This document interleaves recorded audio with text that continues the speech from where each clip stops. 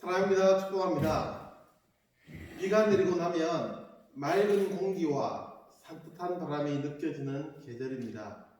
물론 시간이 지나고 나면 또다시 미세먼지와 꽃가루 등으로 우리의 신경이 곤두서지만 말이죠. 그래도 최근에는 코로나19로 미세먼지가 많이 줄었다고 합니다. 자연이 조금이라도 회복될 수 있어서 불행 중 다행이라는 생각이 듭니다. 아무튼 우리의 신앙생활도 이런 자연의 모습과 비슷한 듯 합니다. 예수님을 만나고 은혜 받고 나면 우리의 모든 삶에 행복이 느껴집니다. 그러나 그것도 잠시 시간이 지나고 나면 언제 그랬냐는 듯 우리의 삶은 또다시 죄로 물들고 맙니다.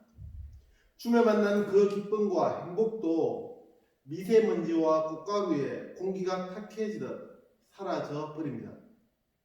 그래서 항상 예배하는 이 시간을 기억하는 것이 중요합니다.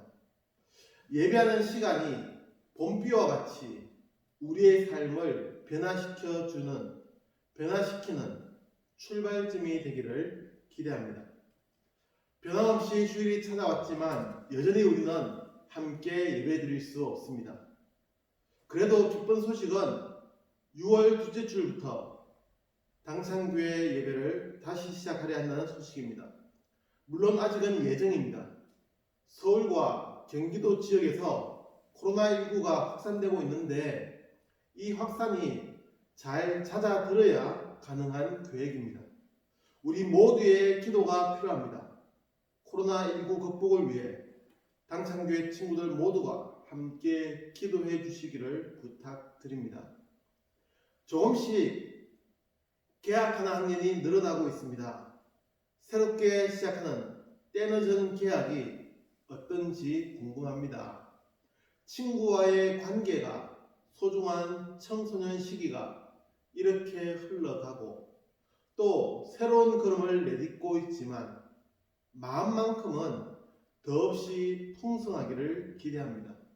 우리 당창교회 친구들의 관계도 조금은 더 친밀해지고 가까워지기를 기대합니다. 우리가 드리는 믿음의 고백, 사도신경을 공부하는 7번째 시간입니다. 오늘은 죄를 용서받는 것과 몸의 부활과 라는 고백에 대해서 공부하려 합니다. 그러면 오늘 우리 주시는 하나님의 말씀을 함께 읽겠습니다. 오늘 우리 주시는 하나님의 말씀은 신약성경 요한복음 11장 25절의 말씀입니다. 신약성경 166면에 있습니다. 요한복음 11장 25절 말씀 함께 읽겠습니다. 시작. 예수께서 이르시되 나는 부활이요 생명이니 나를 믿는 자는 죽어도 살겠고. 요한복음 11장 25절 말씀. 믿음의 고백에 대해서 좀 더 자세히 공부해야 하지만 아쉽게도 오늘은 죄를 용서받는 것과 라는 이 고백에 대해서는 다루지 못할 것 같습니다. 늘 여러분과 만날 수 있는 시간이 너무 부족하다는 것에 아쉬움을 느낍니다. 아무튼 오늘은 몸의 부활과 라는 고백을 집중적으로 생각해 보려 합니다. 그리고 참고로 다음 주에 공부할 내용은 영생을 믿습니다 라는 고백입니다. 그렇기에 다음 주에 공부할 내용과 일정 부분 겹치는 점을 양해해 주시기 바랍니다. 그리고 말씀을 준비하면서 추가적인 설명이 필요하지만 다음 주에 다루게 될 내용들은 생략했다는 점을 미리 말씀드립니다. 그러면 오늘 우리가 읽은 말씀을 한 번 더 읽고 말씀을 공부하도록 하겠습니다. 같이 한 번 더 읽겠습니다. 시작. 예수께서 이르시되 나는 부활이요 생명이니 나를 믿는 자는 죽어도 살겠고. 요한복음 11장 25절 말씀. 아멘. 사람은 누구나 죽습니다. 그리고 죽은 이후에는 다시 살아날 수 없습니다. 물론 간혹 죽은 이후에 다시 살아났다고 이야기하는 분들이 있지만 그 사람이 정말로 죽었는지 아니면 죽었다고 오해를 했던 것인지는 분명하지 않습니다. 아니면 심장이 뛰지 않아서 죽었다고 했으나 그 이후에 어떤 충격이나 행동에 의해서 다시 심장이 뛰게 되면서 의식이 돌아왔을 수도 있다는 점입니다. 그러나 이것은 아주 특별한 경우입니다. 일반적으로 사람은 죽으면 그것으로 끝나게 됩니다. 참고로 죽음은 두 가지로 판단을 한다고 하죠. 머리가 죽는 뇌사가 있고 심장이 죽는 심정지가 있습니다. 의학적으로는 심장이 죽는, 다시 말해 심장이 더 이상 뛰지 않을 때에 죽었다고 판단합니다. 뇌사라는 것은 신체의 다른 기능은 다 살아있지만 머리, 뇌의 활동이 죽었을 때에 뇌사라고 판정하고, 뇌사는 보통 2주 안에 심장이 정지하게 되어 있습니다. 더 자세한 사항은 여러분이 스스로 자료를 찾아보면 될 듯합니다. 그런데 사람은 죽으면 그것으로 끝나야 하는데 성경은 그렇지 않은 이야기에 대해서 말씀해 주고 있습니다. 예수님에 대한 이야기입니다. 예수님 외에 다른 사람이 다시 살아난 이야기도 있지만 여기에 대해서는 여러 가지 이야기를 더 해야 합니다.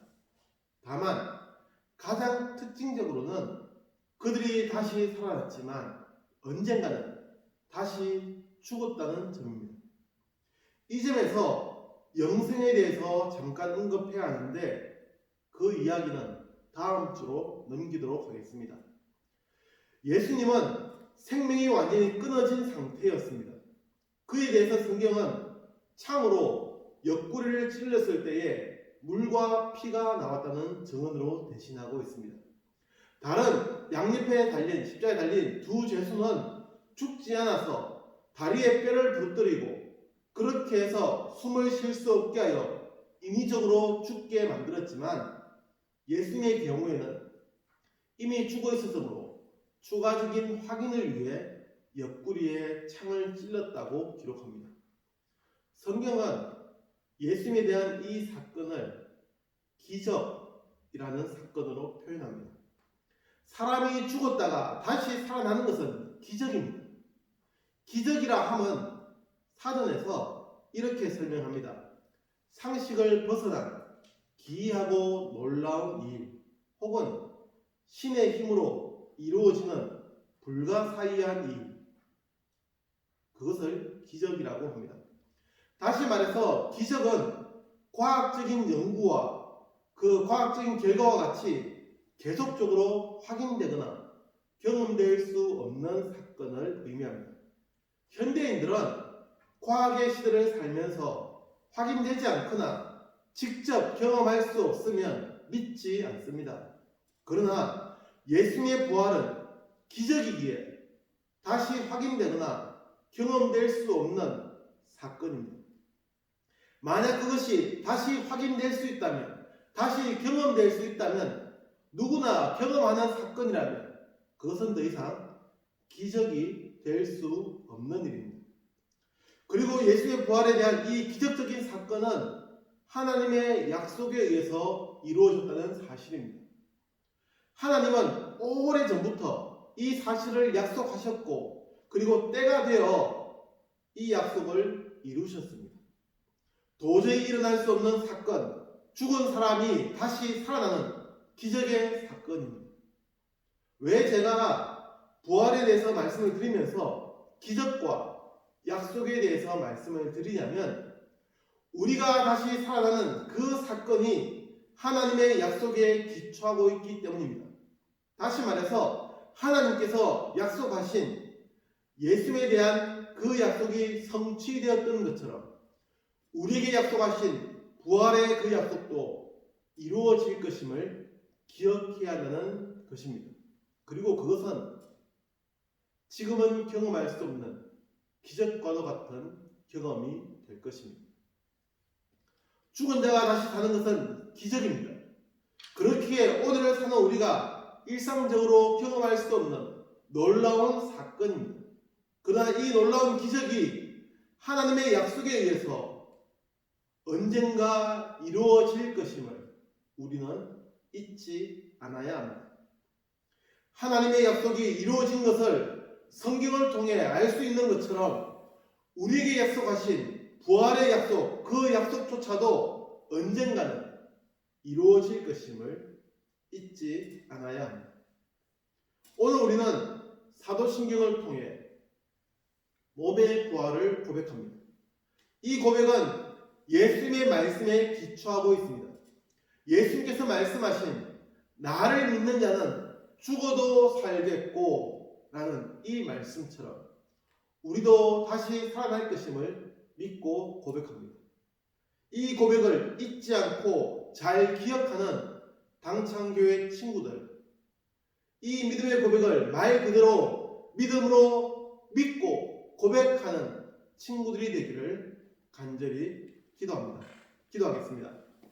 살아계신 하나님, 우리의 신앙 고백 사도신경을 공부하는 7번째 시간, 오늘은 우리의 부활에 대해서 함께 생각해 보았습니다.